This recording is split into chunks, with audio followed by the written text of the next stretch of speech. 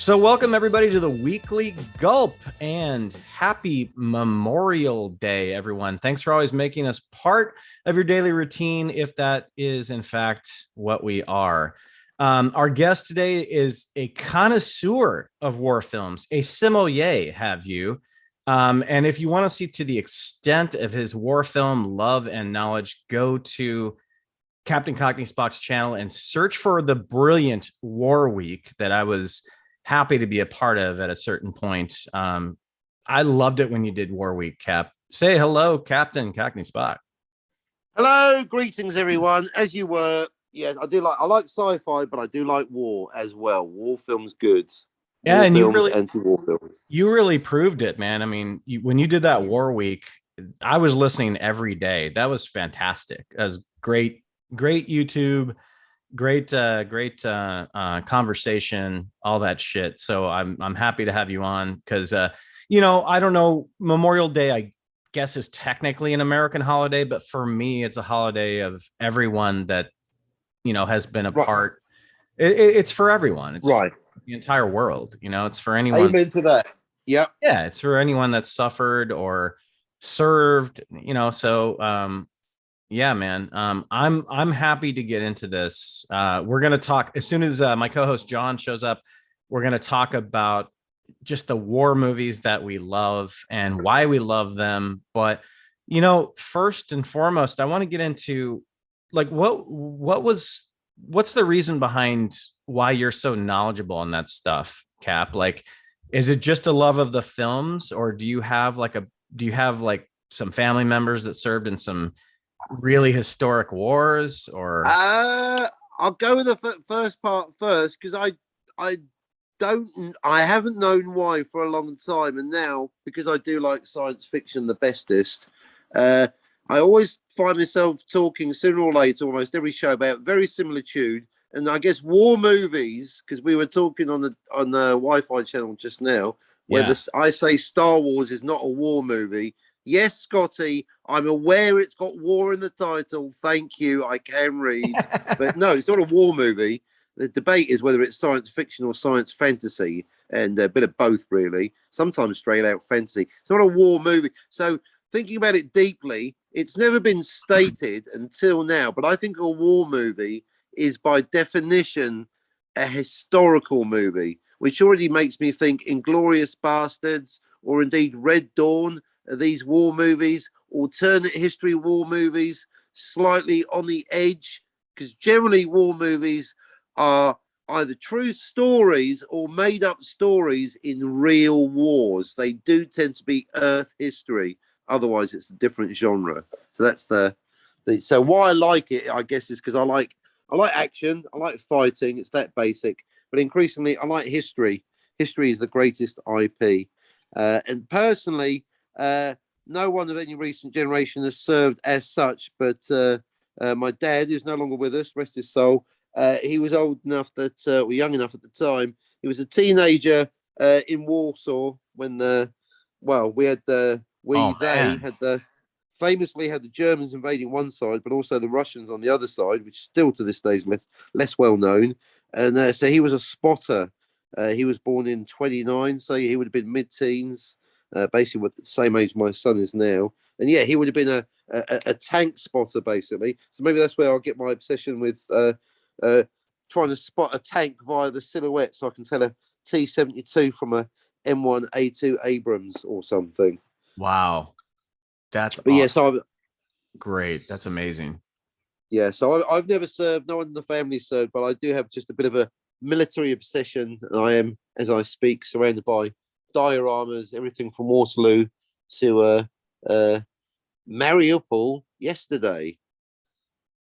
And I think you just penned a new quote that should go down as an amazing quote, and that was history is the best IP. I've never heard that, and that's fucking rad. That's amazing. Good job. Oh, thanks. Well, you see, the legal department's always all over it these days, and the bean counters. You can't copyright history, and therefore you can't copyright Napoleon. So anyone can write a story with Napoleon as the character. You don't have to be Stanley Kubrick. because he was a real person. And then you get into that whole thing. At which point do you depart history and start dramatizing it? And that's the fascinating thing. Some war movies are very realistic, and some Braveheart are not. And there's so much unexplored territory still. Like, we've seen a lot of war movies. There's been a gazillion World War II. There's been a gazillion, Vietnam War movies, but there's so much. And I know, Cap, that there's a significant amount of time, like a respectful amount of time, that you're supposed to kind of let go by before you start, quote unquote, exploiting those, But then when, Apocalypse Now, when that was made, Vietnam War was barely over.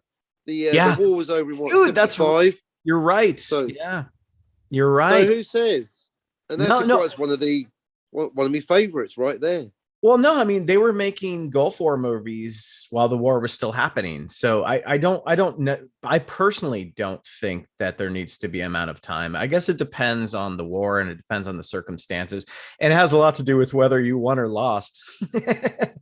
Yeah. Well, that whole thing about history is written by the winners, but sometimes it can be written by the losers. You can lose a battle and win a war, or vice versa. Well, and actually, I thought about that. Yeah, there's still, to this day, it's a long time ago, and I hadn't noticed because I guess we are on the winning side. I've yet to see Hollywood make a World War II film from the point of view of a German platoon. And maybe it's too soon now, but in 20 years or 30 years, it'll be, or you could go back further, 1776. Are we going to do one from the point of view of a British platoon or battalion, or some rebel soldiers, or some farmers that don't know which side to pick? Too soon? Who knows? I guess I think it was 2005, a movie called Downfall, that was a wonderful, I think his name is Bruno Ganz, played Adolf right. Hitler. Yes. Yeah, he played Adolf Hitler, and that was an amazing movie. So that was kind of like your perspective of Hitler, where whether you wanted to see it or not, I found it fascinating. I don't know if it was biased or whatever, but it was definitely. And then, to a lesser degree, you have like what was it called? Letters from Iwo Jima, which was Iwo Jima, right? Yeah, so that was taking it from the perspective of the Japanese in World War II, and then even one of the most respectful World War II movies I've seen, which is a brilliant Mel Gibson movie. It's called Hacksaw Ridge, which we'll talk about later. But that one has like a lot of time really given to the Japanese soldiers, and like letting the viewers know, like, hey, dude, they're just as scared as we are. Like, this is just all crazy shit. Like, they're not, the people on the battlefield are not evil people. They're just following orders. And I like it that movie takes the time to kind of express that, Right. Well, that's the whole thing about it's not just goodies and baddies, but then again, even to the latest war, in some cases, well, maybe it happens on both sides, but some soldiers conduct themselves as well as you can, considering it's licensed murder, and some do not. So you can really have a scope for both, I guess. But I had it's funny. Memorial Day was actually it was universally observed in May of 1868. Believe it or not, that's the commemorative date of because it was really I mean, at least in this country, it was from the sacrifice of the Civil War soldiers. Civil War, right? Okay. Yeah. So I had two kind of badass grandfathers that fought in wars, and neither one of them got to see me serve, unfortunately. But my grandfather on my mother's side, dude, this guy, he was a ball turret gunner on a B-17, which some consider to be the most dangerous job in history. And if you know what that is, or if you don't know what that is, that's a B-17. You had a bubble gunner where, like, you see the bubble at the bottom of the plane. Yeah. And that job is encased in glass. Holy fucking shit. And I love it that my grandfather did that and actually got blown out of the sky and gave me the shrapnel from what ended up in his leg from that plane. Huh. I still have that shrapnel to today. Wow. Yeah. And then my No, I grandfather and talk about getting flack. oh my God, my grandfather on my dad's side was just a badass infantry officer in Korea. Just and it's funny too because as much as a badass as he was in the war, he was just a complete dickhead to his grandkids, which would be me. Yeah, I know he He's had a some. veteran. He's allowed. I think to He is this day, allowed. Yeah. The Korean War is really forgotten in a It lot of is. ways. There's no I mean, we've movies got made about it. Not really. right. It really got The hit. show MASH is really all we got, you know? That I was just about to say MASH, and even then, some people say it's an allegory for Vietnam anyway. So it's quite generic. It could almost be World War II, almost. Well, the helicopters actually no. Now, I would like to see. So, any Hollywood execs out there looking for I just broadly speaking, I'd like to see a nice gritty war film set in the Korean War, and Me too. start basic, set on our side as it were, but still nice and gritty, but also a bit of action. Frankly, I want to see some enemy getting chopped up with machine gun fire and Yeah, shit. and my grandfather on my dad's side actually gave me this this little tin crest that he was kind of a crazy guy. He was an infantry guy, so he was one of those guys that liked to take prizes off his kills and stuff. So Nice. I actually have a Korean military crest that belongs on the chest of military infantry officers that he gave me that he took off somebody that he killed, and I never have known how to feel about that. I'm just kind of Worth like, living okay, history. yeah, I mean, no, it's cool to have, but I'm like, yeah, as I got older and then as I served myself, I was like, yeah, that's kind of fucked up, but whatever. When you're in the trenches and you're infantry, you do what you have to do to. It's like when you go to the gym, how do you keep yourself motivated? You punch yourself in the chest or whatever. It's like when you're in the Right. trenches, you got to Like do Matthew McConaughey. it. Yeah, right. You do what you have to do to keep motivated and to stay on course, so Yeah, it's yeah, it's a cool absolutely. piece to have. I still have it. I have it actually in a little chest and stuff, but No, I'd go as a hypothetical, and just hypothetical. I think depends what it is, I guess, in terms of. But I would probably take a trophy if someone has been already. Arguably the saddest part is that someone's had to die, but that is war. You know that going in. No, I think over the years that right. is. Yeah, no, taking it could be a shoulder patch or something like that. It doesn't have to be teeth or something like in what is it?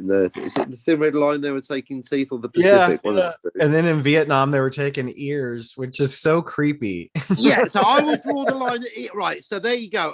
Draw the line where you like. I draw the line like ears, no. It's so Shoulder weird. patch, yes. You see the difference, right there. Firearms, maybe. Make sure the safety's on. Check with airport security. Anyway, patches, yes. Ears, not so much. But that's just me. What No, do I know? I'm with you. I was lucky enough to not have to, go hand to hand combat or like I mean, I was in combat zones, but I never had to shoot anyone or get shot at. Thank God. I did have Right. firearms. I had firearms just in case. And I actually, believe it or not, I did daydream about like being in a firefight and going like, God, I'd be great. I'm such a good shot. But Like in the I'm glad that movies. did not come to fruition. Yeah, well, that's the thing. It looks great in the movies. Well, Yes. sometimes it looks bad in the movies, but certainly, I wouldn't know. But from everything I've read about it, it can be sheer hell in real life. But having said that, and some people will say, well, actually, war is hell, but also in between the excitement, the adrenaline, and the whole brotherhood, the whole bonding thing, which is the thing I hear about the most, that war, in a way, is heaven itself because you develop a bond that civilians like me will never quite understand. Yeah. I mean, to this very, I'm from Southern California, born and raised until I got into the military and we all got sent to Iraq. That's a Right, bond. That's a short bond with people that you're spending 24 hours, 7 days a week with until you leave. right. That it's hard to describe. And like, I keep in contact with pretty much every one of those guys, that wants to be, Right. that didn't just disappear off the map or whatever. It's because we kind of share that like that thing where it's like, yeah, nobody really knows. Like, yeah, we weren't we were Navy guys, so we weren't killing people, but we were in scary moments, so Yeah, you it's were in a war, literally in a war. So yeah. But I'm just so I'm so in awe of the people that actually just gave up so much. And like Memorial Day means a lot to me, just not just because of my family history, but just because it's, when you are a service member or a former service member, you just, those things mean a little bit more to you than, barbecues and, drunken right. nights and shit. Yeah, it's So actually remembering those, whether it's your buddies, your grandparents, could be your parents, but basically those that came before us. And I know it's a cliche, but it is. I mean, I'm from Poland, so we got, in fact, we got US servicemen and women out there right now, and actually an increasing amount. So I know, yeah, man. I'm I from know. when. So when I was there, when I was born in Poland, it was on the wrong side of the Berlin Wall, which at the time, history now, kids. Yeah, we were on the wrong side, and it was a bit of the old communism at the time. No internet on either side. Anyway, point being that it's not an abstract for me. I actually can vaguely just about remember communism, and I'm not a fan of it. And I do appreciate then, and Yeah. rather now, having US troops specifically in Poland. So freedom ain't free, and to everyone out there, and you specifically, thank you for your service, because it does mean something, and it is a sacrifice. Well, and you being from Poland, like I never think about this because it's so many American made movies that are done about World War II. I don't know how you guys feel about that. It's like we're the ones like making these movies, but we don't really know. I mean, we only know our side of shit, which was, I Yeah, mean, let's face it, it was a terrible thing. Pearl Harbor was terrible, but what we did was 10 times more terrible. But it's like we don't right. have that perspective. Like Poland, it's like Jesus Christ, like I want to see some Polish produced World War II films, but that might even be almost like too Well, hard I'm emotionally. getting tingles at the idea, Cinema Gut. Well, specifically the Warsaw Uprising, and this is where it feeds into modern history. We had literally the Red Army on the other side of the Vistula River. I mean, obviously, I wasn't even born at the time. Right. Just sitting there doing nothing, waiting for basically the Polish partisans to get slaughtered in their thousands by the Nazis, and then they moved in afterwards. So I think that'll be a great story. So when again on the somewhere on the cusp of fiction reality, the writer would have to make the choice whether they made up characters, amalgamated them, or went straight for something historical. That could be a bold move. That would be someone out there write that script. The Warsaw Uprising. That'd be something to see. Yeah, though. See, you said that a couple of times. Yeah, Warsaw was just one of those. I mean, even one of my favorite bands of all time, Joy Division, their very first album was called Was Warsaw. Warsaw right? Exactly. So it's something that we're left with. Well, yeah, and I mean now a success story, but then we only have to look. I mean, I'm not going to get into the complex politics of the Ukraine war, but unless you're a complete tin foil hat, where there is an invasion going on, rightly or wrongly or whatever, mainly wrongly, but anyway. But the Very point is wrongly, that very wrongly. right now we're living in that. I myself, I was thinking they're going to invade, but I was shocked at the extent of it, and it's we're in the middle. We're not in it, thankfully, but we're on the edge of it. Our government picked a side, let's say, without getting fully involved. It may expand. It's going to at least affect food prices. It's a real thing, and obviously it's always the civilians that suffer the worst, and they didn't ask for that thing. So we have these things happening right now, and God forbid, it could expand. It could involve active service people, friends and relatives. So hopefully it won't, but it could. It's the closest we've been since probably about 1985.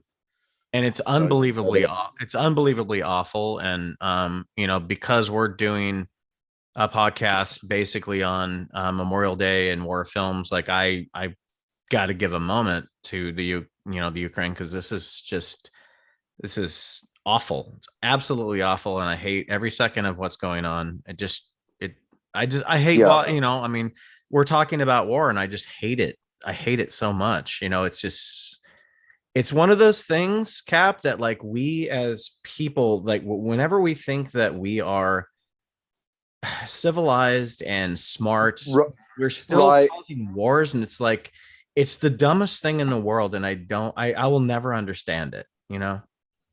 It's a tough one because I've had to realize I'm not a pacifist, and therefore sometimes you need war. This is the whole thing because right now some of the sentiment in Germany, and of course, given the history, you could understand it. And I'm making generalization, but some people, I think, in government and vox pops on the street have said, "Well, are we gonna? How are we gonna solve the war by sending more weapons and contributing to war?" And I was thinking, well, because they need it to They defend need it. themselves They against need it. but Yeah.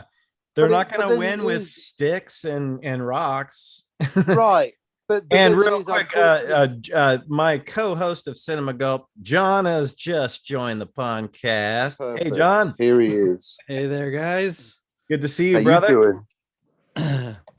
Happy Memorial Day. Good to catch up with you guys and talk about our beloved military servicemen and women. Yep. And what they've done to keep this country safe and other countries all across the world. Because Cap, Other remind me, countries too.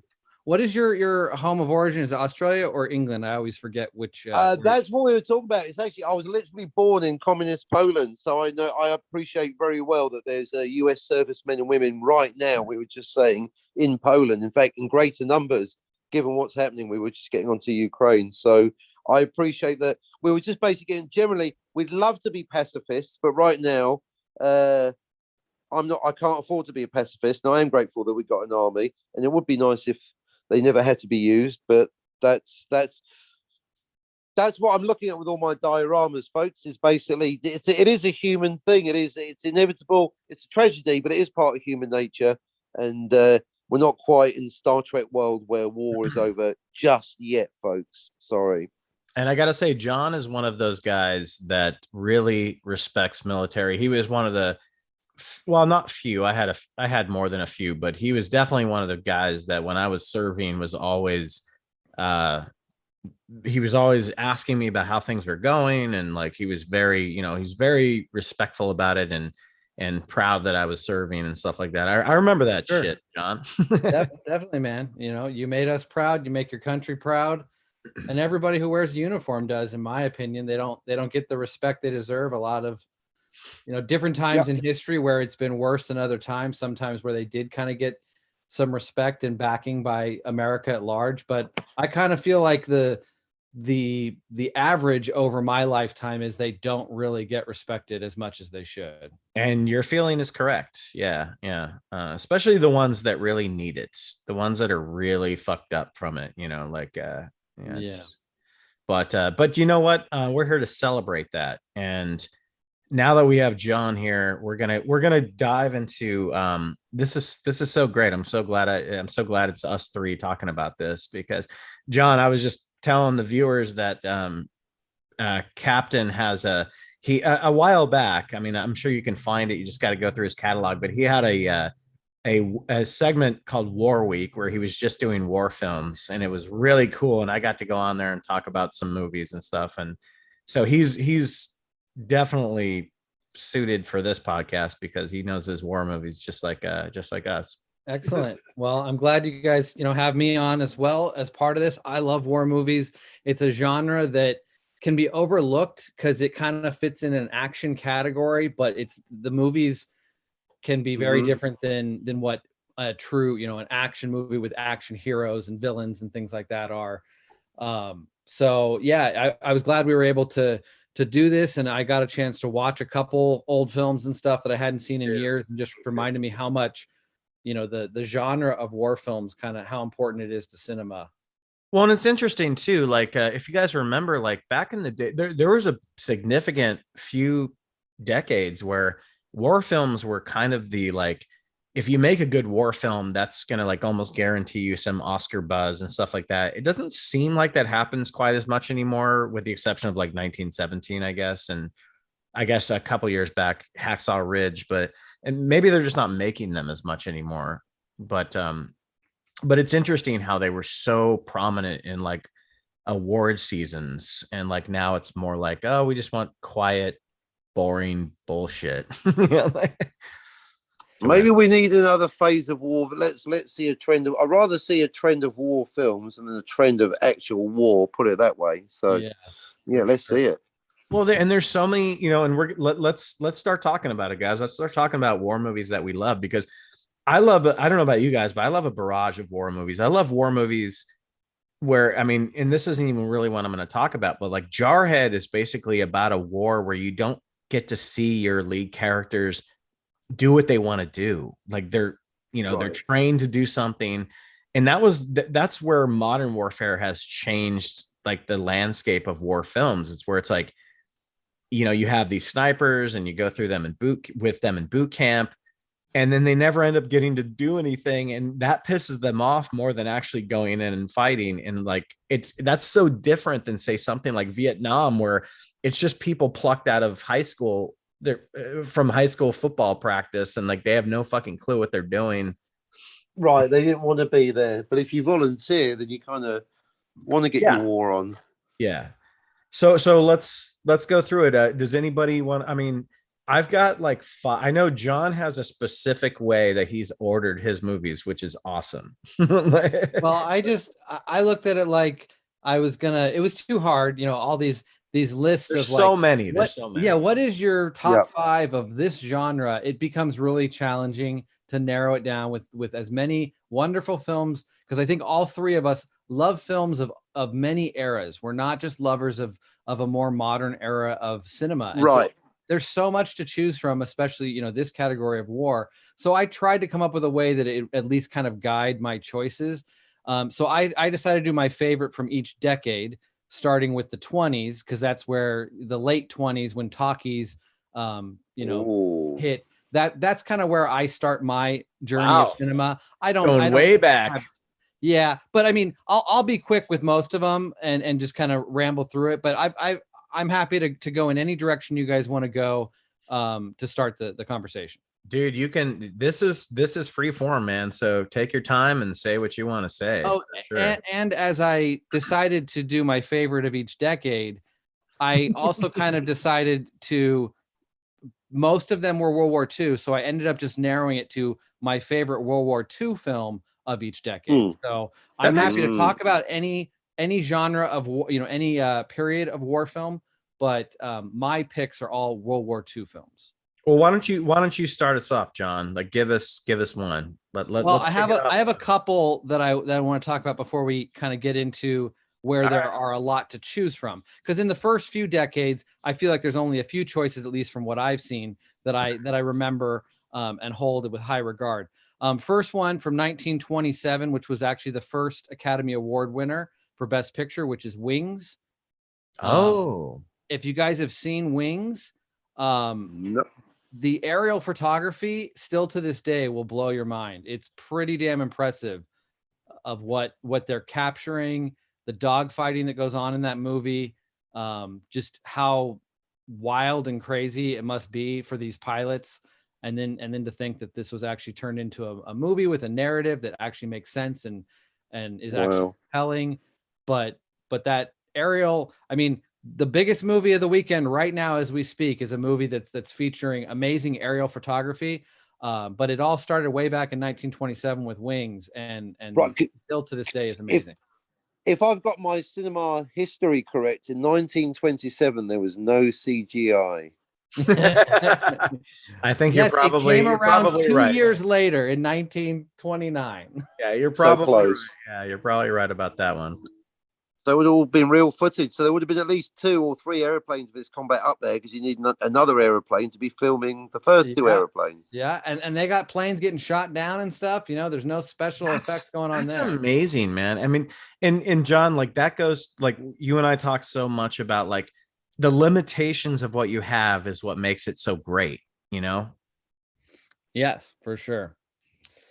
Well, let me move on from that, because I just want to go through the first few decades quickly so we don't hold up the rest of the conversation. But obviously, if you guys have something in that era that you want to mention, go for it. No, we'll go around. You can keep going. Okay, 1930s. So my first 2 eras, 1920s and 1930s, obviously do not have World War II films in them, because World War II had not really Hadn't gotten happened. going. So my second film, or my 1930s pick, really one of the only war films I felt like I had seen from that era. I think we all had to watch it in high school. All Quiet on the Western Front, another World War II or World War I film. That was actually the movie that I thought you were talking about for your first movie, because I remember watching that in high school. And yeah, that came out in 1930. And if I remember correctly, because this is when I didn't rewatch it or anything, and don't remember the details all that much. It actually focuses on the German side, right? The story is told from the German perspective, I think. I think some of it is All Quiet on the Western Front. I think some of it is. Yeah, I think it is. Yeah. But yeah, don't remember it too much, but I know it's a pretty great film. The next one in 1940s, I really like this film. This one, 12 O'Clock High, which is Gregory Peck bomber, British bombers. Yeah, I think they're British bombers, or maybe they're American. It's the Americans. I've heard of that one. I've heard of that one. Is it Lancaster bombers? Maybe. I'm not sure, but 1949 is the release of the film. It was another one that got some Oscar nominations.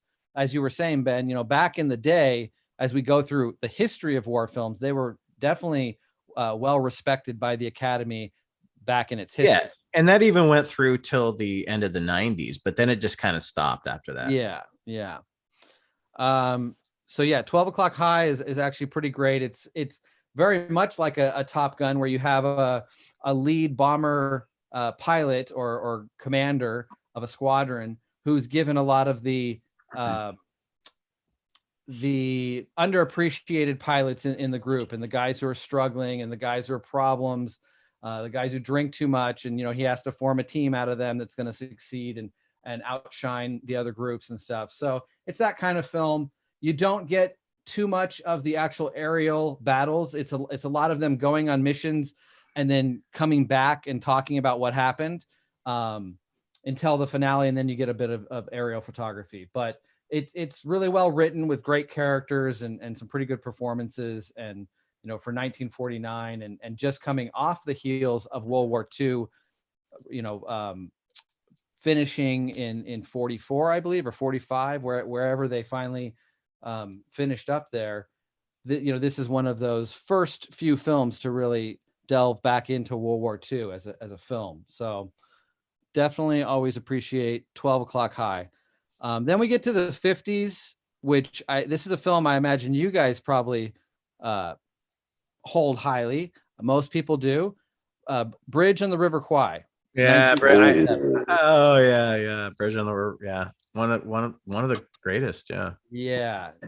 David Lean, who also did Lawrence of Arabia, and he also did Dr. Zhivago. Dr. Zhivago, yeah. Like one of those original guys known for the epics and the amazing scope.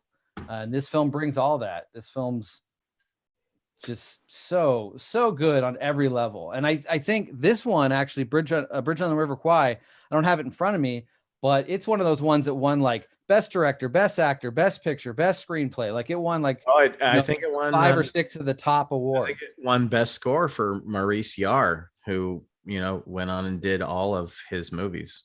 Brilliant score. So that's another one that good one, man. Good one. Definitely love. That one would be probably that could be possibly in my top 10 war films of all time. Fuck, when I was putting together my list, I didn't even fucking think of that one, because I don't know why I think of it as a great movie, and I don't think of it as a great war movie, and I don't know why until now. Well, there's so many different elements of the way you can approach a war movie, and that's where I feel like when you say a war movie, people get a picture in their head of essentially like a Saving Private Ryan, where it's all this battlefield stuff. But you've got prisoner of war films, you've got training films like Jarhead.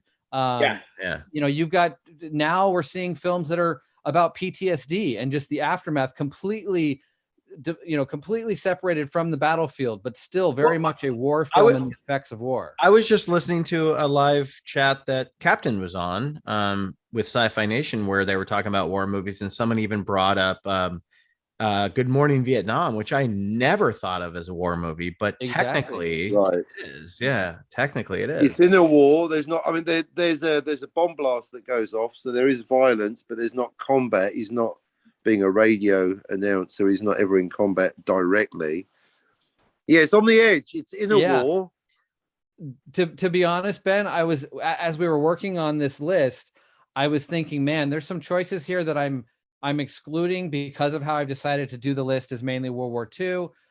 But I'd almost love to revisit this category, maybe for Veterans Day or something. And my idea there was to do non-traditional war films, which that film, Good Morning Vietnam, like would be a perfect example of like that. Terminator Salvation, where it's man versus Skynet? Sure. If you want to go that route. That movie was approached as a war movie, and it obviously doesn't work for many reasons, but it's kind of a war movie.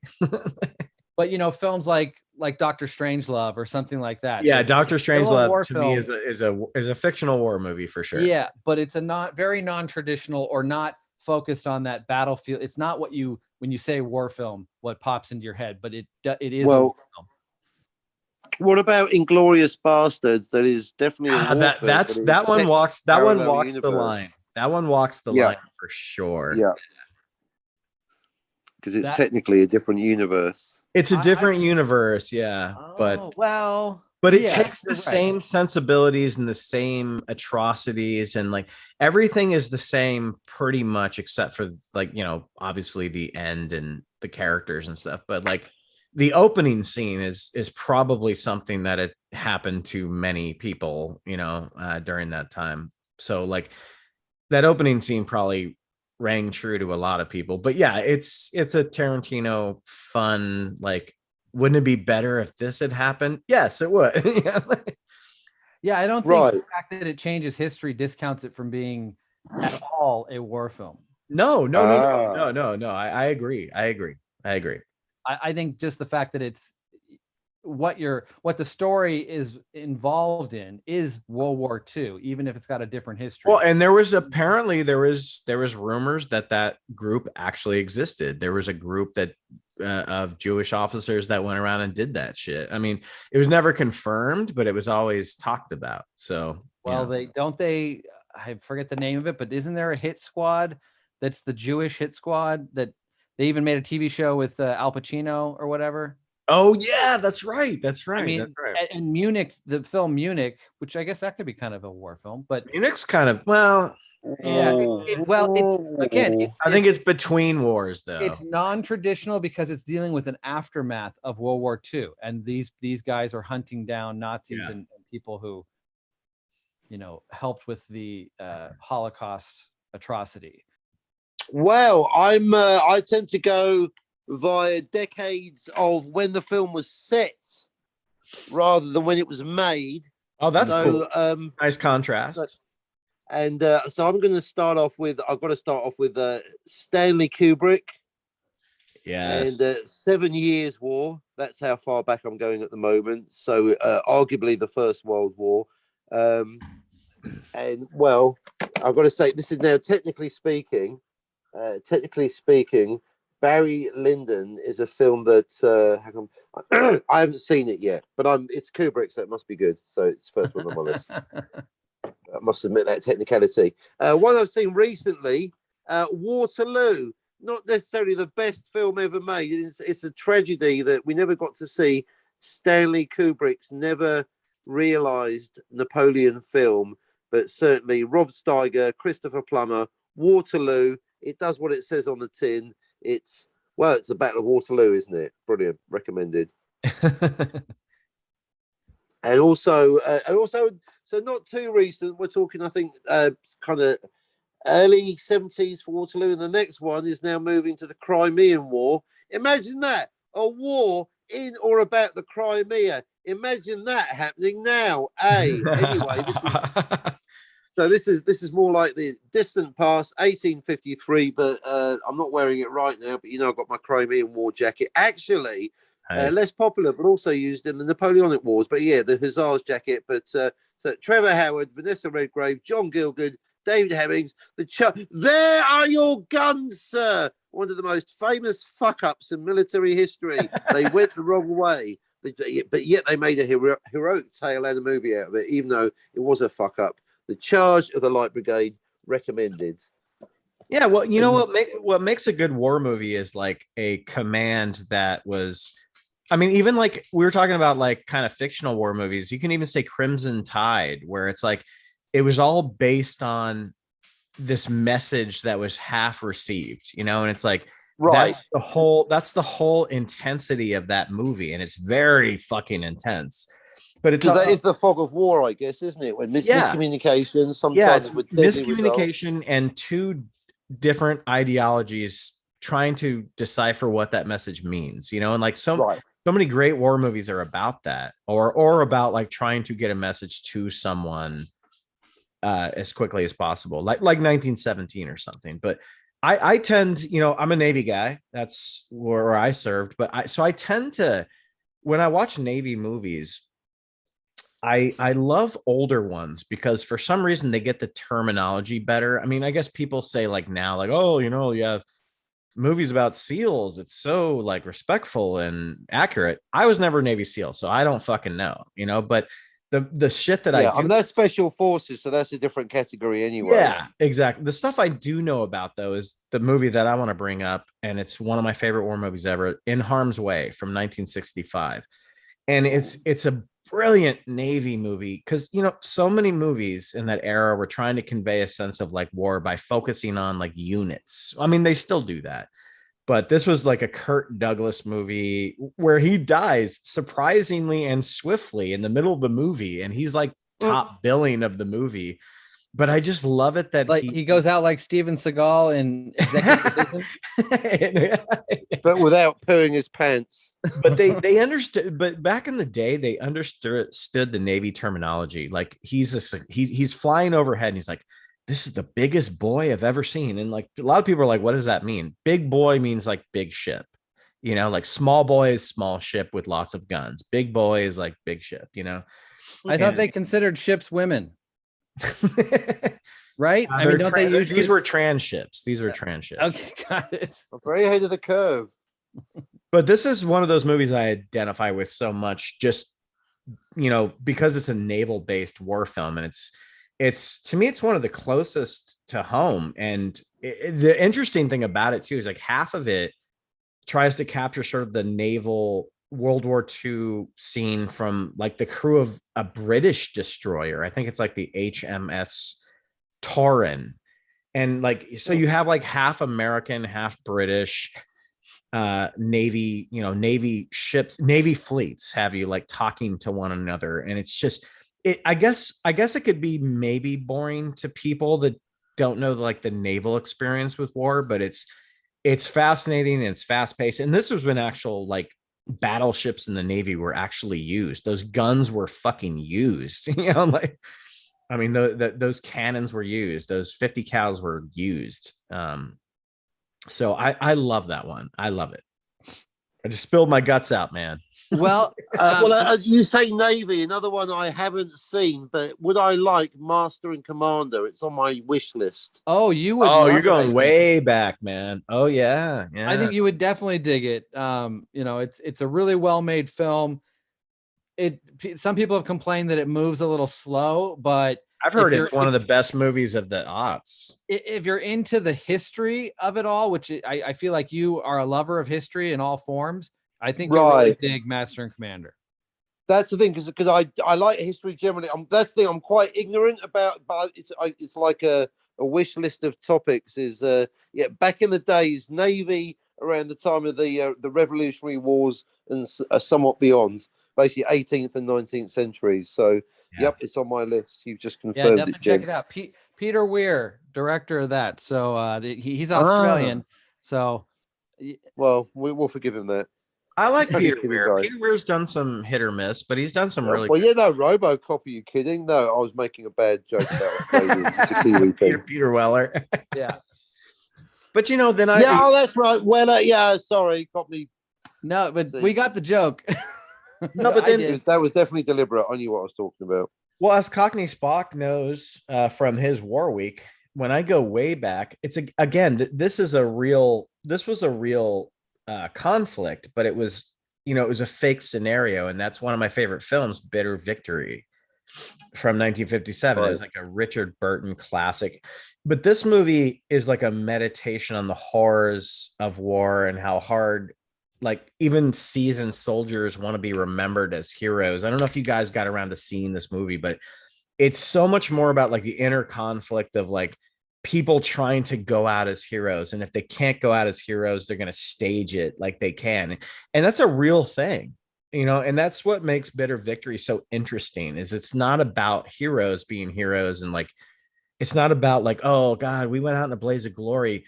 It's really dark, especially for, 57. It's dark because it's like, it's showing you that these big wig guys are supposed to be the badasses, but then they cowered out, but then they don't want to be remembered as cowards. So they'll go as far as killing their own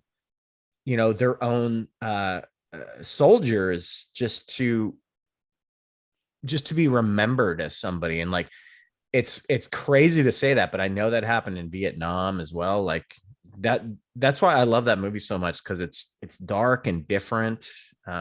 Yeah. I wish I had watched it in the 3 years it was sitting on my DVD player. I lent you the DVD for 3 years. I had it for 3 freaking years. Wow. And would always be like, well, I'll just watch Tron again, I guess. Come on, put it on. You think it's going to be there forever, and then it's gone again. That's so funny. That's so fucking funny well, dude, I have movies that you lent me that are still sitting there collecting. Yeah. Get around to watching next sometime, buddy. All right, what else you guys got?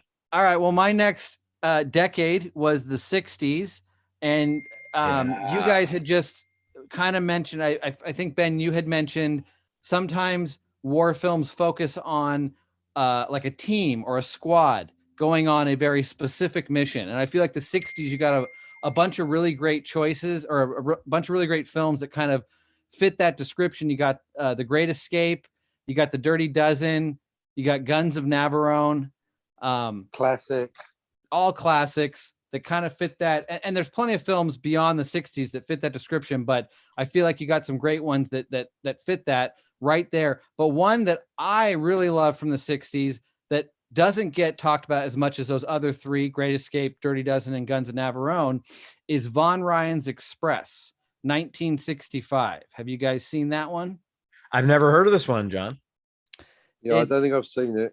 It's Frank Sinatra, and the rest of the cast is, well, I think Trevor Howard is the lead of the British troops, and then I don't remember his name, but the actor who's in Knight Rider as like the older dude who owns all the shit, that he's in it. There's a lot of British actors that probably, people would recognize, but mainly from the American side, it's Frank Sinatra. But it's a prisoner of war film where they're in Italy as America has basically kind of pushed Italy back to where they're all giving up. So they desert the prisoner of war camp and leave these British soldiers and a few American soldiers just there on their own. And then they try and find some ways to escape and get out of the country, but they get picked up by Germans and put on a prisoner train. And then the rest of the movie is them basically coming up with a plan where they take the train over and try to impersonate German soldiers on this train and blow through all these different train stations or impersonate their way through. And so it's got a lot of fun. It's this, this team aspect. There's great action. Awesome score that actually kind of feels pretty modern for the day. It's one that stands out for me that I've probably rewatched more than those other, Herald 60s action classics of like. Does it have the Hans Zimmer? Wow. Not quite, but it feels very modern. It's got great action, and it's got fun kind of. The plans they have to come up with to outwit the Germans along the way is pretty great. It's a really fun kind of 60s action war film. What else you got, Cap? Almost the obvious choice, Zulu, and actually Zulu Dawn. I'll talk about them both. Zulu, I think, 64. Zulu Dawn 79, but Zulu Dawn's a prequel because the Battle of Isandlwana took place, I think, earlier in the day, January 22nd, 1879, I believe, and then Rorke's Drift was later that day and that night. But especially Zulu, Michael Caine, an early, in fact, I think first major role for Michael Caine, playing subsequently against type, quiet upper class. Don't worry, old boy, not offering to wash it myself, but fairly historically accurate, although they did get taken to court. But apart from that, poor got misrepresented, but pretty accurate, fairly respectful of both sides. We were talking about how to represent the enemy. So a good adventure, but equally not just, another colonial crack at the natives. What? It was a bit more fairly balanced, especially for something made quite long ago. So I think almost ahead of its time. And Zulu Dawn, technically I'd say watch that one first, and then because you actually get a quick glimpse of the battle at Isandlwana, which the British lost against the Zulus. So quite a dent in the pride of the Victorians. They needed the later win at Rorke's Drift. So quite a good, not technically a shared universe as such, but worth watching as a double act of movies. What year was that again? It was set in 1879. Zulu was 64. Zulu Dawn 79. 19, that is. Fuck yeah, man. I've seen Zulu. I did not know there was a Zulu Dawn, or that it, was a prequel. I actually like how that, that title works perfectly as a prequel. So that's great. Yeah, it is. And I think there is some link in the productions. I'm not quite sure. I don't think it's the same director. I should check my history. The truth is out there. But yeah, it's quite, because it's based on the truth. So this is an example of real war, both real battles, and therefore real characters, and therefore pretty much based on a true story. So some liberties taken, and that's where you get, it is after all a fiction, but pretty close to the reality, according to my studies in both cases. So recommended for entertainment and, let's say, a reasonable degree, it doesn't have to be perfect, of historical accuracy, which I do prefer. A movie that is now approaching 6 years old. John and I reviewed it and we fucking loved it. And for some reason, it got a lot of views. I think John knows what I'm talking about. 2016's gruesome, brilliant Mel Gibson World War II film, Hacksaw Ridge. I have to put it on there. I fucking think this movie is incredible. And it's based, the reason I think it's incredible is because it's based on Desmond Doss, who is this guy who was a medic. Because he was a pacifist, right? Yeah, he was a medic who wouldn't pick up arms, and they just for some reason they let him stay in the military even though he wouldn't pick up arms, and that wouldn't fly nowadays. But I love it that it flew at some point in history, and right. And I love this movie because it doesn't. I mean, you get your Mel Gibson carnage, which we all love, just like meat, just like ground beef flying everywhere with blood everywhere. And like Mel Gibson carnage. but it also has at the heart of it, it has this Andrew Garfield performance that's just one for the ages, man. It's so good. And John, right? You agree with me, right? It's so good. 100%. Yeah. I gave him best actor on my list that year. And I thought Hugo Weaving was deserving of an Oscar nomination. Yeah. Well, and even Vince Vaughn was great in that movie. Like Vince Vaughn was a convincing, like kind of I guess he was like the drill sergeant, but then he was, in the war. Like even he was fantastic. Every time he pops up lately, that's a perfect example. People are raving about that Freaky movie he did. I hadn't seen it, but I did catch the one where he's the wrestling coach, which is similar to this, but it's like, man, that guy's great. He needs to do more work, and Hollywood should cast him more often, because even if he's a version of himself sometimes, he's just great. Like, cast him more often. You know what it is he's so charismatic that, like, if you can say like, okay, that's not Vince Vaughn, that's a character, you just fall right into that charismatic character that he's playing. And aside from that, God, remember when we were watching this movie in the theater, John? Like, it was just so fucking amazing. I mean, even like this is one of those movies where it takes its time, where like you have your training. I mean, I want to say the first half, maybe even longer, was just basically Desmond Doss trying to convince people like I can do this. I can do this job. I just don't want to carry a gun.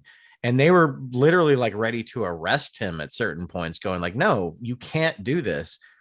And the fact that he in real life like saved all these people without a gun, like it's such a incredible war story. Like, Yeah. I mean, I know it's like a newer one that I'm picking, but it's like, God, it's such an incredible story. And like nobody could have directed it other than Mel Gibson, to be honest. Yeah, perfect So fit for that. I love that one. So that I'm definitely calling that one of my new favorites. I think it's incredible. Have you seen it, Cap? I'm not a huge fan of Mel Gibson and his relationship history, given other films, but maybe in this case he was correct. But I'm surprised he didn't blame Pearl Harbor on the British. No, I know where Cap is coming from, because a lot of people do not like Braveheart for obvious reasons. Yeah, I mean, just Braveheart was full of shit. There's basically more Scottish and English history in an episode of Game of Thrones than there is in the entirety of Braveheart. You might as well cut and paste those dragons. I know, but he didn't write Braveheart though. You know, he just directed it. So. Okay, yeah, he was just following orders. No, it's fine, Mel. It's fine. He's got a hate boner for the Limeys. It's fine, Mel. It's fine. It's fine. It doesn't matter. Dude, I'm with you. I get it. I've talked to many Scotsmen who just think that movie is a big piece of shit. And I'm like, hey, at least they make you guys look good, right? You're the heroes. Yeah, I mean, but yeah, visceral, that's what someone said to me. Well, I think the violence is quite realistic. I mean, yeah, for visceral, that's why you might as well just, he can definitely get a good emotion going. Freedom! Who doesn't like a bit of freedom? Come on. Not now, Mel. Mel, not now. I'm busy. Yeah. Leave us alone, Mel. Yeah. What else? Rob Downey Jr. Come on, Mel. What else you got, John? So bringing us to the 70s, we actually get to one of my favorite war movies of all time. Oh boy. Yeah, this one, shit. You know what? I said I would have the cast on hand because I have to read this off to you guys. Give me 1 second to pull that up. Standing by. The film is 1977's war film, A Bridge Too Far. Oh, you yes. Seen that one? Yes. I have not. You have not. My God. After this is over, yeah, that is. You are watching A Bridge Too Far. Let me just run down this cast real quick with you. I wish it was in a better order than they got it here, because this doesn't really show everybody in the right order. But anyway, Sean Connery, Michael Caine, Laurence Olivier, Gene Hackman. I wish they had this in a better guy order. from Silence of the Lambs. Yeah, Anthony Hopkins. What? Anthony Hopkins and Michael Caine, who so many people get confused. Let me try this over. Sean Connery, Gene Hackman, fucking Edward Michael Fox. Caine, Anthony Hopkins, James Caan. Jesus Christ, man. Colin Farrell, not the one we're thinking of. Not that one. Maximilian Schell, Liv Ullmann, Elliot Gould. Ben Cross, Delholm Elliott. I know these names are getting a little bit more obscure, but not really. I said Laurence Olivier, Robert Redford. Can we get an Edward Fox, or is it James Edward Fox? Edward Fox is in here. I think I skipped it. Yes, good, he's in there. John Ratzenberger. So is this a cast list like the Thin Blue Line or the Thin Red Line, where you have a bunch of amazing actors who are in it for 5 seconds apiece, or is this actually? No, it's less of a cheat. Nice mention, because a great film, but it's not exactly starring George Clooney. That's stretching things a little bit. Naughty Yeah. Thin Red Line. Good Yeah. mention And though. Woody, But Woody no, they're Harrelson, actually- who no. just gets blown up. Well, Yeah. most of the guys get a pretty good amount of time. You know, there are so this one is the story of, they kind of call it the British D-Day. It was a Operation Market Garden, which was an attempt to paratroop a bunch of troops in at 3 different points over the German front line into Holland, and try and secure 3 different bridges. And then the infantry and tank troops would quickly try and get up this single road. Doomed to fail from the start. Yeah, just they make so many mistakes in the movie. So it's just you know from the setup that this is probably going to fail, but you still, like, you've got 3 hours of amazingly captured war imagery. This movie was one of, not the first war movies I saw, but one of the first ones I saw as an adult that was from essentially an era before I had really been familiar with films. Like, I had seen 80s war films, but this one's different. This one felt like your classic film, even though it's in the 70s. It feels like kind of a 60s or 50s style war film with this amazing cast, and just the imagery they capture, like the paratrooping scenes, or some of the bombardments of the town of Arnhem, which is like the final bridge, the one that in the title, A Bridge Too Far, they couldn't quite get to and secure. Just these shelling scenes and the explosions and they get no CGI, all actually filmed. No CGI. And you need to see it, because you will be very impressed with just the scope of this movie, and not just the scope of this cast, but the visual storytelling in this movie. And I find it to be a very gripping story on almost every level, with all of these different people, and they're because each person is a different commander, of whether they're paratroopers or they're at a different bridge. So you got most of these stars kind of separated, running their own little teams, but almost all of the storylines work for me and flow together, and I never get bored with this movie. It's 3 hours long. I've seen it Holy shit times. Yeah, I mean, it takes about an hour really holds your to get it all interest. going, but it's epic. This is the definition of the word epic. And one name I haven't mentioned is the director of the film, Jurassic Park's own John Hammond. Richard Attenborough is the director. He does not show up in the film at all. He doesn't have a role. I never knew he directed anything. He directed Gandhi. He's directed a lot of things. Okay. Yeah, okay. Never mind. couple of movies. That's amazing. So, A Bridge Too Far. Definitely check that out, Ben. It's one of my favorite. Yeah, man. Good. Spare no expense, man. I will check that shit out. Probably my favorite World War II movie overall, but one of my favorite just war movies in general. I wonder if that must be one of those ones I would bet not yet out on 4K, but maybe just a kind of educated guess. I wonder if it's on the list as they expand, because I can't rebuy all the Blu-rays as 4K. Luckily, I skipped a lot of, basically, I can't go through another format war, but for Bridge Too Far, you're making me think I don't have it on Blu-ray anyway. Might be worth a 4K. I can't remember if mine is a Blu-ray or just a regular. I want to say I might have it on Blu-ray. Really worth getting. Yeah, great. Because it also does acknowledge, not to get too deep into the history, but it was poorly conceived. I wasn't there. My understanding is it was a bad idea from the get-go. It was doomed to fail. It was never going to happen. And that is alluded to, because they had that spoiler plane in the movie, spotting those German panzers, and they're like, "Oh, what panzers? You go on holiday, Sonny." Exactly. And so you're remembering that scene specifically, and I love that. Whoever I don't even know who the actor is, but the one guy who tries to sound the alarm and point out that there's more tanks in the area, and they just tell him, "You're a little bit exhausted. You need to go on a holiday," and he's just like, "Yes, you're right. I'm exhausted. I need to go on a holiday." And it's just like, that's a heartbreaking scene. And that was the other guy was Dirk Bogarde, wasn't it? Speaking of a classic actor, he was great in the film.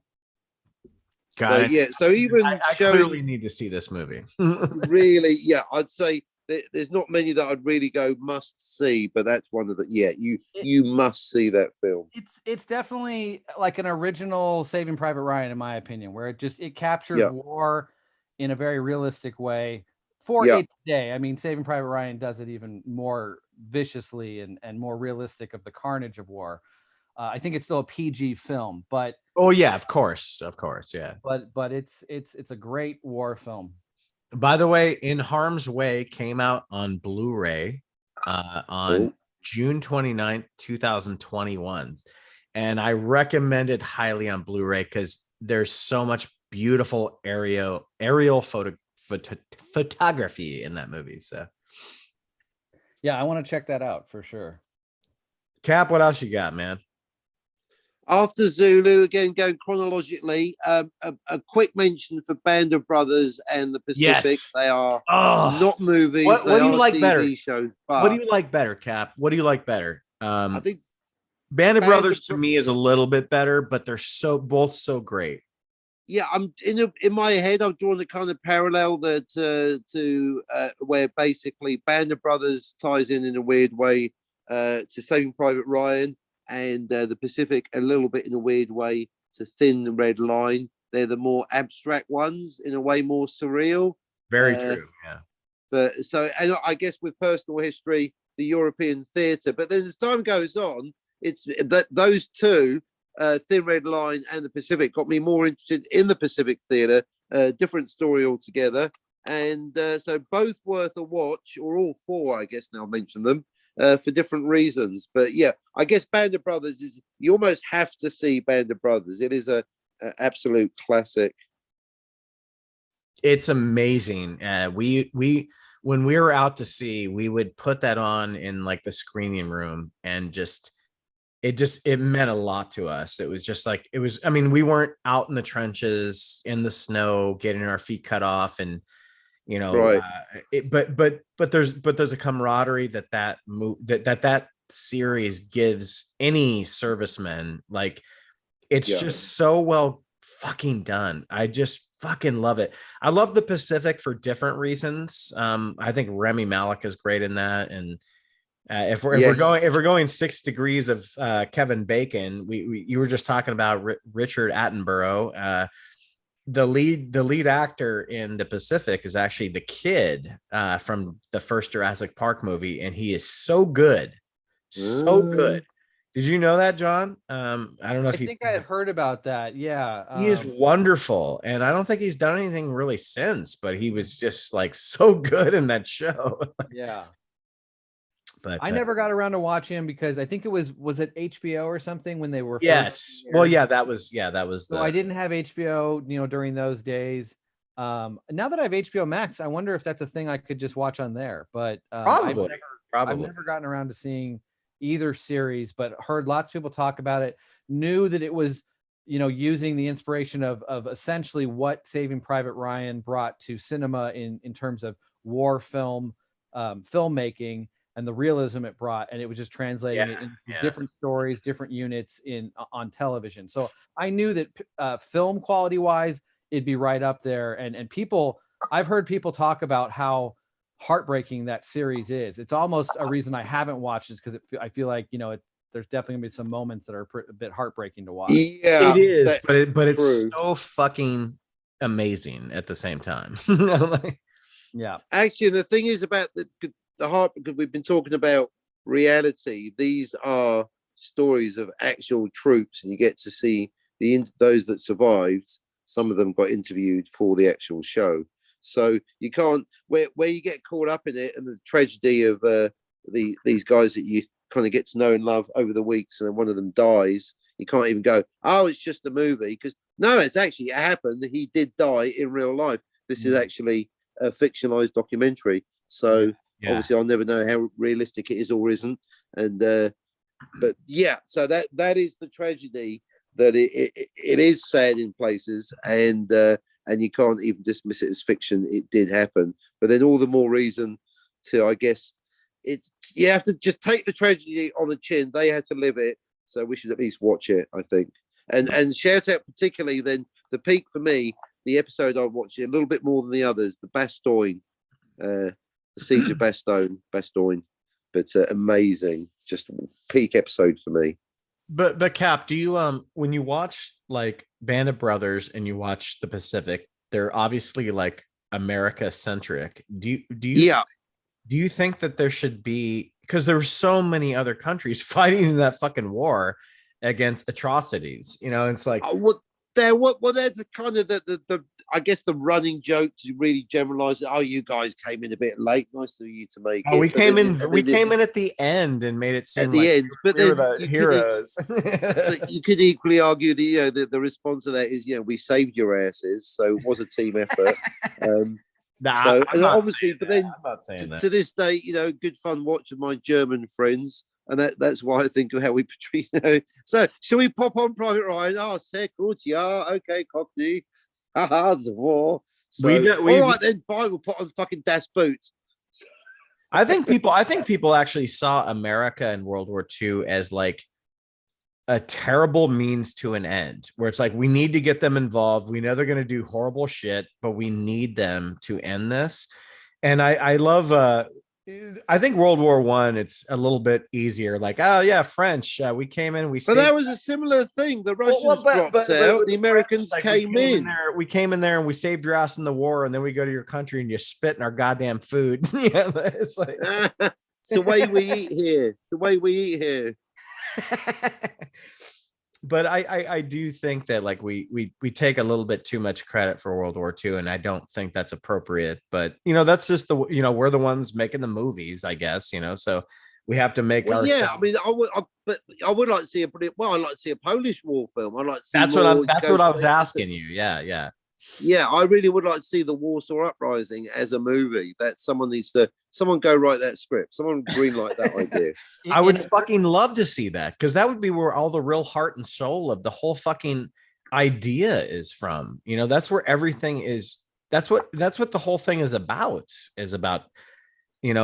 Polish. I mean, everything stems from. That's how it started, was it? Officially, war got declared on Germany because they invaded Poland. Although beforehand they had invaded then Czechoslovakia, which they kind of got away with. So there's that. So that, I mean, that could be another story right there. The invasion of Czechoslovakia, which didn't directly trigger World War II. Yeah, but then we're talking about Korea. I mean, what about I mean, frankly, it might be distasteful now, but I ain't gonna lie. I'm thinking someone's gonna have to do a war film about the urban combat in Ukraine.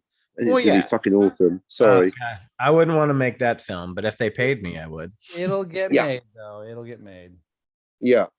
And I think Jeremy Renner will possibly be playing Zelensky, because they look very similar. Wow. Dude, oh wow, I didn't even think about that. That's great.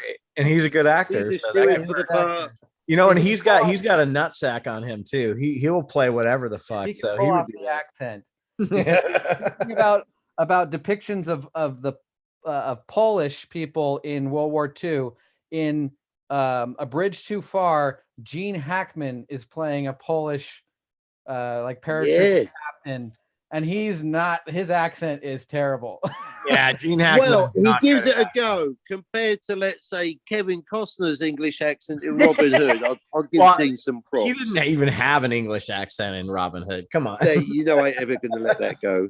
I love this movie because a true Vietnam War vet filmed this movie. Not only did he film this movie, and at certain points of his career, I've always thought of him as a master filmmaker, but some other movies of his I haven't liked so much. But the craziest thing is he was finishing up shooting this movie and a movie called Salvador literally at the same time in production.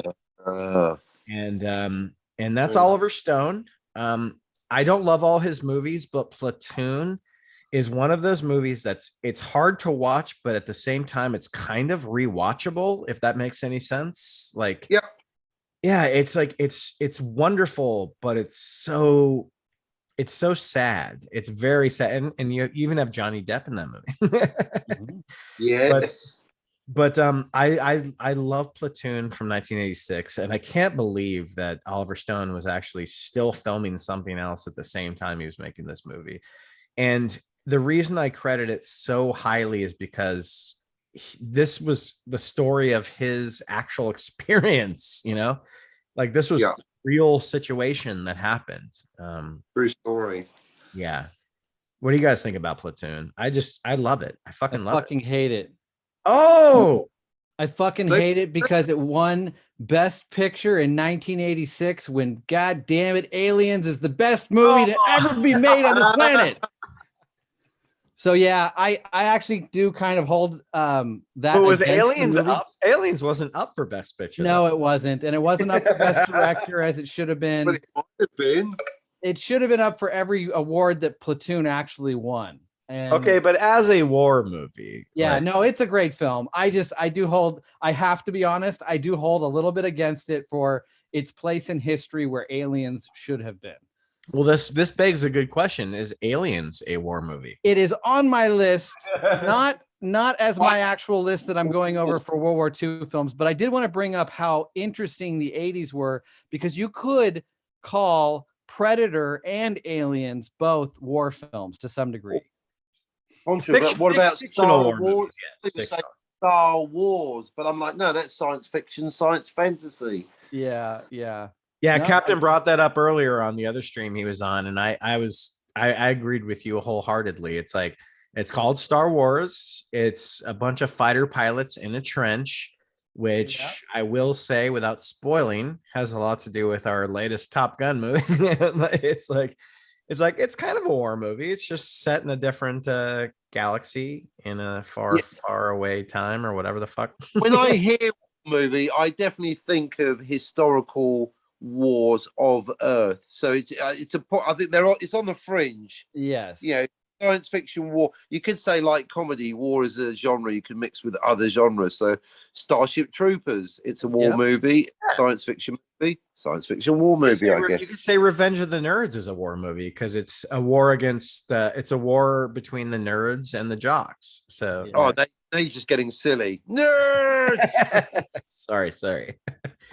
But I love Platoon. I think it holds a different type of place on this list because the guy lived through it, and he, it wasn't just a filmmaker making a movie, it was a guy who lived that shit. So, but I agree with you, John. Obviously, I think all three of us think Aliens is the best movie of 1986.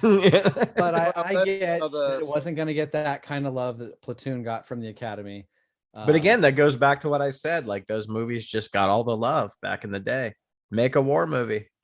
But another one about that war from about that time, Full Metal Jacket. Yeah. Which is the best war film of the 80s, in my opinion.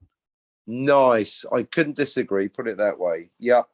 Yeah, I couldn't disagree with that. Yeah. It's a brilliant movie. Brilliant. I'm going to give you guys depiction of boot camp you will ever see in your entire life. Yes. I'm going to give you guys my pick for the 80s that is a World War II film, because that is kind of the theme I'm running with. But the 80s is when we finally did get this wealth of great Vietnam War films. Yes, you had Apocalypse Now already from the 70s and something like The Deer Hunter. But you had Hamburger Hill and shit too. Yeah. But then, yes, in the 80s, you get Full Metal Jacket, Platoon, Casualties of War, Hamburger Hill, some pretty great Vietnam films. So I think of the 80s definitely more for its Vietnam War films. Yes.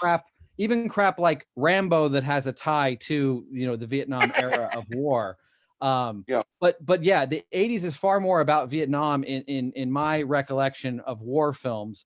But I do have a World War II film from that era that I'm going to go with, which is Das Boot. Captain mentioned it earlier.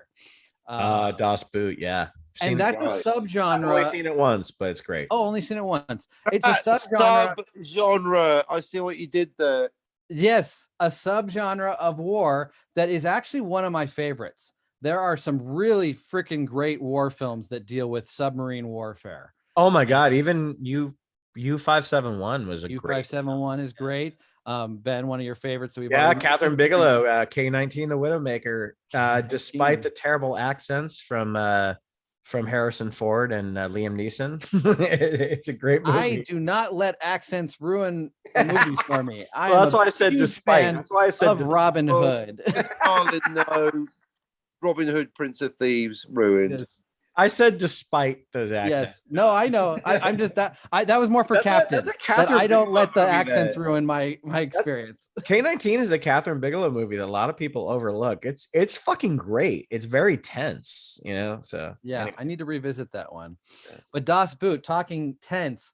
I mean, I saw Das Boot when I was pretty young, so that's almost like an early version of Saving Private Ryan when you want to be shell shocked by a war film. And yes, if you watch it when you're young, you'll walk away pretty scarred from what it could be like to be trapped in a sub. The claustrophobia, just how intense that film is, all the way till its bitter end is pretty great. So that's why in the Navy we call them Seabees. Seabees are like, they're the people that, so if you want to go into a submarine, you have to pass a lot of psychological tests because for obvious reasons, you can't just let anybody into a sub because they could lose their mind. There's lots of factors, there's lots of things. There's claustrophobia. There's a million different things. So you have to go through a lot of psychological tests to get into what they call the Seabees. And if you get into a submarine, yes, it's harsh and it's crazy, but you get paid a lot more. I would not be cut out for it. I'll take the lower pay. I never wanted to do it. I'll tell you that. No. Real quick, before you guys, I want you guys to say what your next one is, but while we're on the topic of the 80s is such a fascinating decade for war films. You had all those Vietnam films that really stand out. You have a couple, still great World War II films. You have a film at the end of the 80s like Glory that is one of the first really well regarded Civil War films, or at least of the modern era, still considered one of the best Civil War films. But you also have these films in the 80s that are like hard to classify, but they are certainly war films. Top Gun, Rambo, Iron Eagle, and the best of the best, Red Dawn. I fucking love Red Dawn.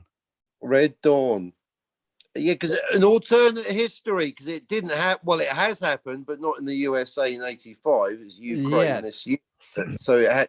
Imagine watching Red Dawn in Ukraine and then waking up to that. But who wasn't a kid or a teenager in the 80s who kind of saw themselves in that scenario? Well, Red Dawn is that nightmare that you have where you see paratroopers dropping in at your high school and you're like, what the fuck do I do? Like that's when you're a kid and you play war in the backyard, that's the scenario you go out there and play. That's what that movie was. That's exactly what that movie was. And like C. Thomas Howell, who was to me the best character in that movie, like he signified that person who was a scared shitless kid who became a complete badass and wore a beret and went out in a blaze of glory, Love it. Love Red Dawn for all the nostalgia and just what a unique, fun adventure. Like it's one of those war films that just doesn't fit the typical mold of a war film. It's a made up scenario, but it's such a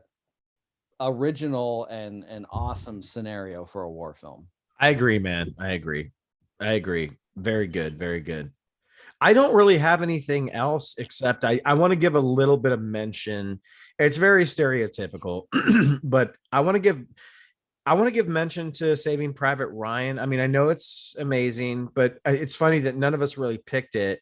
Well, I didn't get to the 90s. I'm only on the 80s. Oh, sorry, but to me, I only have one last movie to talk about, and the only reason I really want to talk about Saving Private Ryan is because I think it's the last true great Spielberg movie, and I also think the performance of Giovanni Ribisi in that movie was so fucking amazing, and a lot of people don't even notice that because he was, he dies early on in the film, but he has a monologue in this movie about his mother, like it's like pretending to be asleep because his mother's coming home from work. It's just, to me, that's everything that we used to talk about when we were out in the middle of the Persian Gulf, sitting out there going, what's going to happen from day to day, and the shit that we used to share with each other. Like you would share information with people that you didn't know you were ever going to see again. And obviously we felt much safer than he did in that scenario.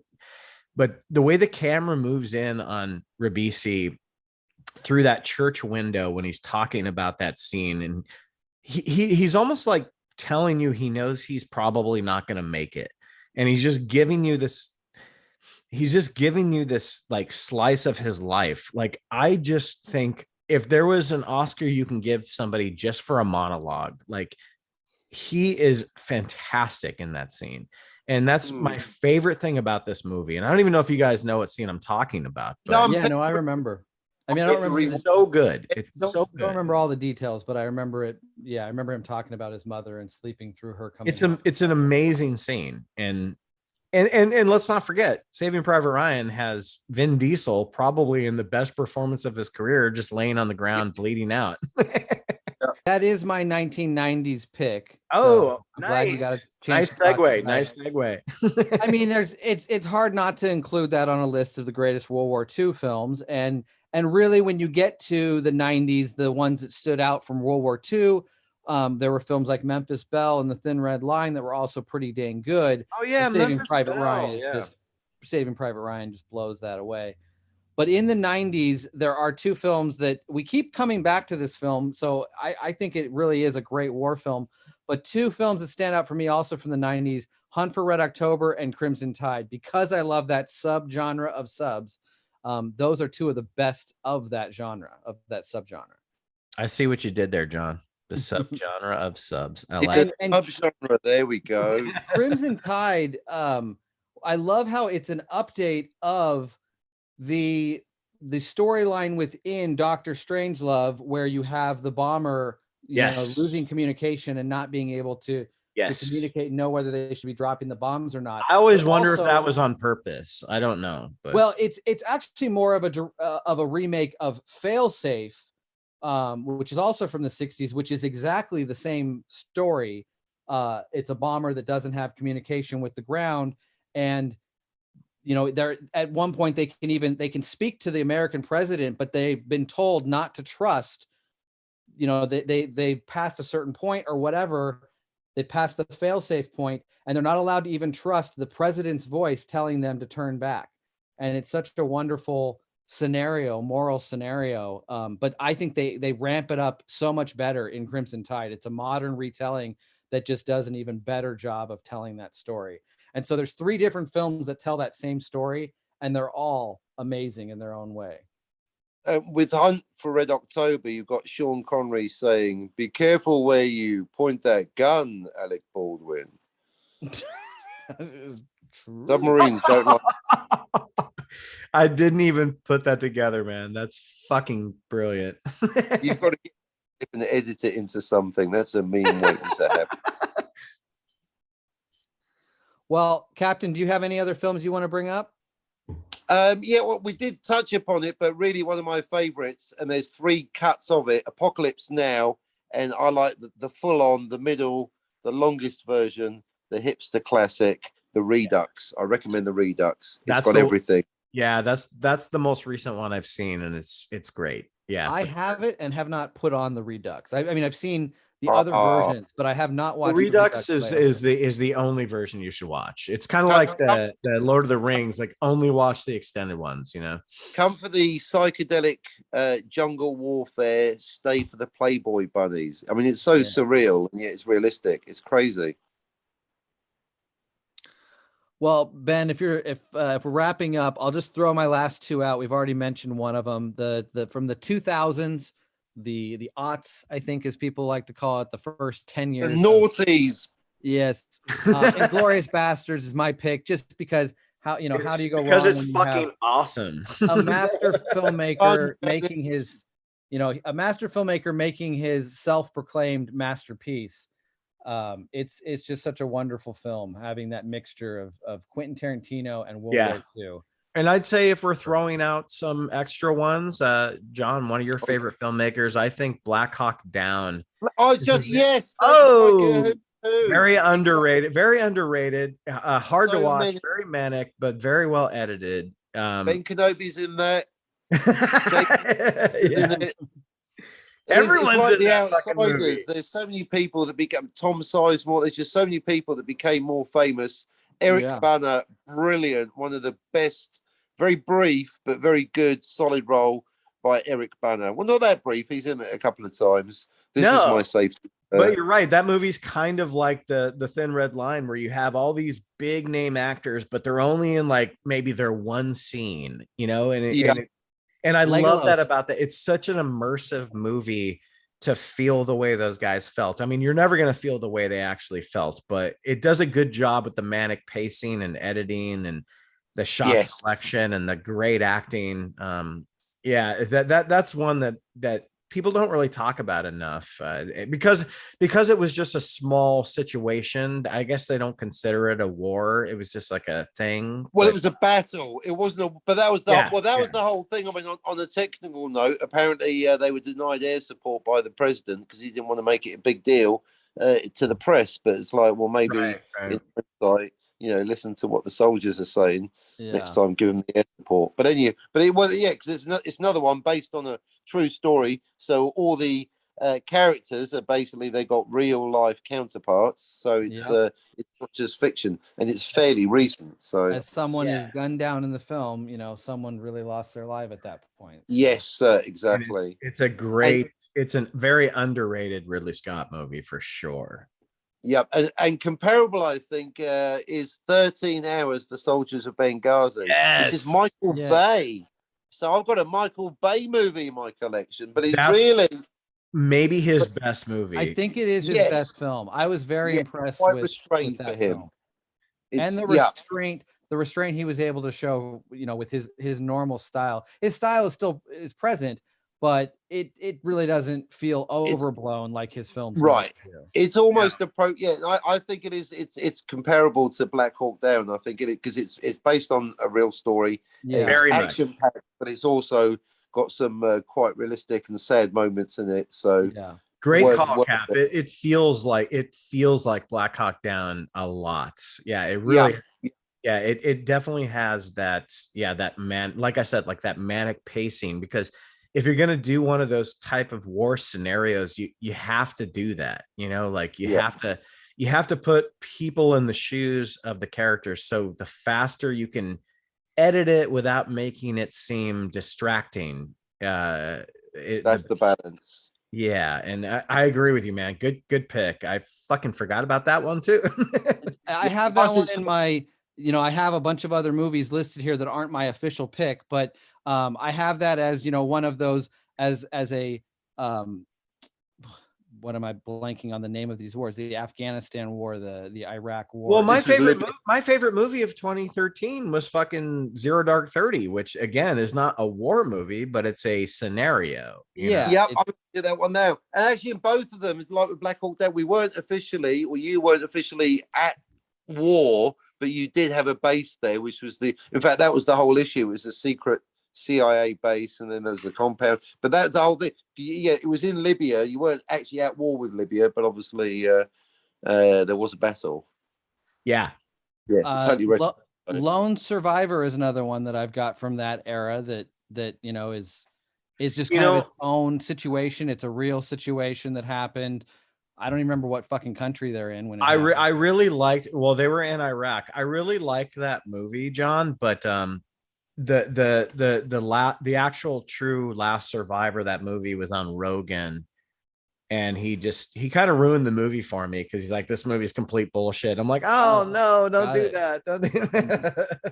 Another one based on a true story, and I mentioned it on Twitter, and I actually got a shout out from the author, but basically Generation Kill on HBO. I've got it on DVD. I've heard that's great. Yeah, so totally, again, based on a true story. And you see like this, because you mentioned you were a Californian soldier. You see Rudy from LA, and like, that's not a real person. Not only is he based on a real person, Rudy is played by Rudy, and he's totally just a Californian soldier getting his suntan on, and yet he's a deadly sniper.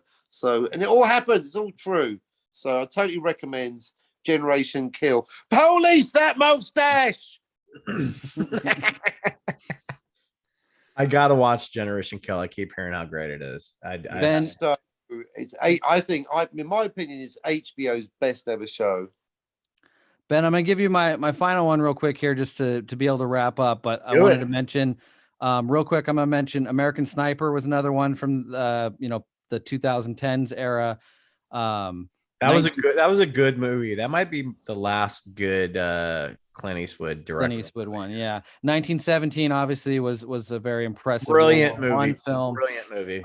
Me and you got to see that in the theater, and we were just blown away by that movie. But my list is all World War II films. So quickly, I'll just rattle off other great ones from that era: Dunkirk, Unbroken, the aforementioned Hacksaw Ridge. Dunkirk almost made my list, by the way. Dunkirk is so fucking good. Shout out Dunkirk.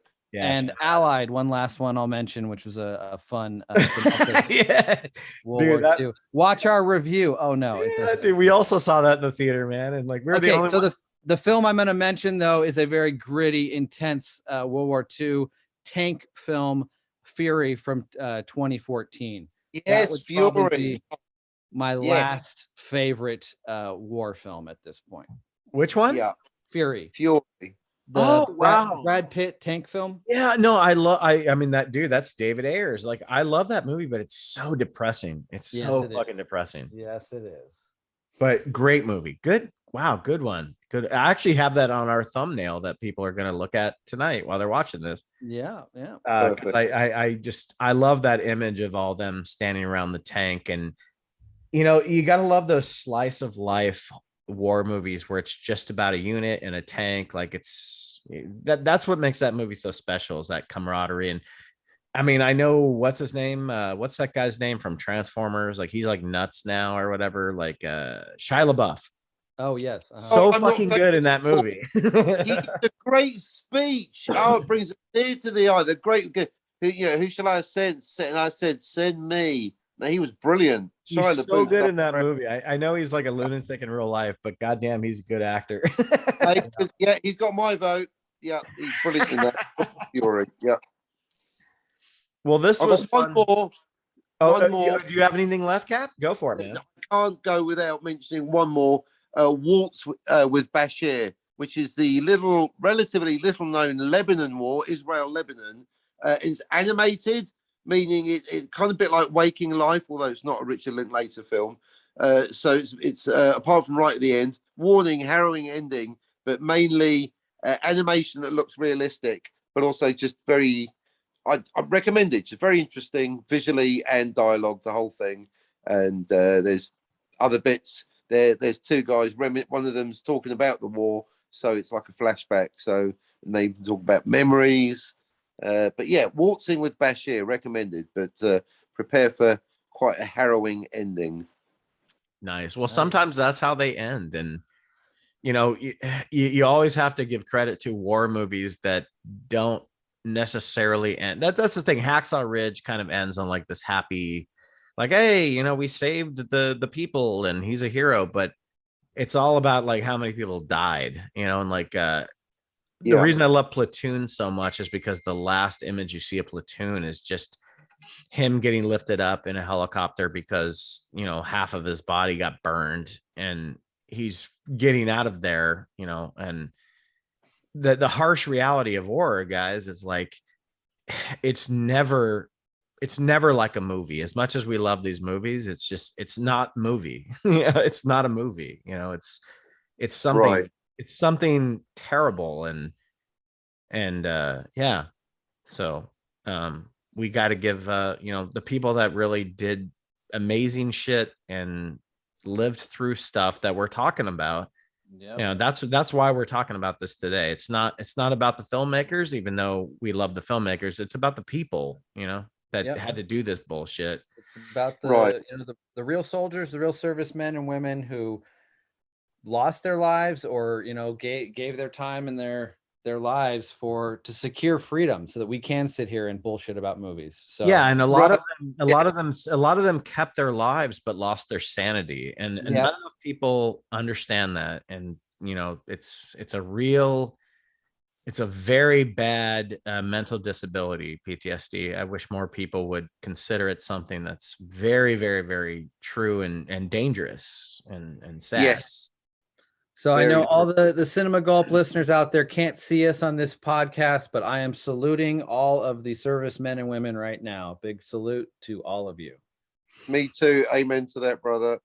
As am I. As am I. And cheers to you guys. I am now pouring a Tito's vodka in honor of my fellow servicemen that I served with, who I love and I still keep in contact with, and you guys, because I'm so happy we got to talk about these movies. And for everybody listening, we also salute you as well, because you gave us your time knowing that this was going to be basically talking about war movies. So you kind of have to get in the mood for that. Yes. To all you cinema drunks out there, all you listeners, thank you for your sacrifice. Nice. Thanks for your liver. As I almost spit my beer out of my mouth. Okay, everybody, thank you so much for listening. Check out Captain Cockney Spock on his amazing YouTube channel. And if you can, deep dive into his catalog and find that War Week I'm talking about. You can find it, and it's fascinating and fun. And I was happy to be a part of maybe one or two of those episodes.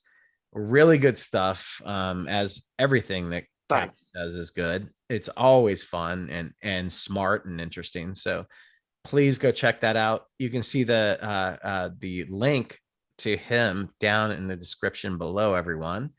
And thank you. Any final words, you guys? I'm good. I'm just happy to be alive and happy to talk to you. Classic quote: "If you want peace, prepare for war." Let's leave. We'll leave it on that note. All right, guys, it was good to catch up with you guys. Hope we'll do this again pretty soon. Ben will be in touch for sure. Thank you, everyone, for listening out there. As you were.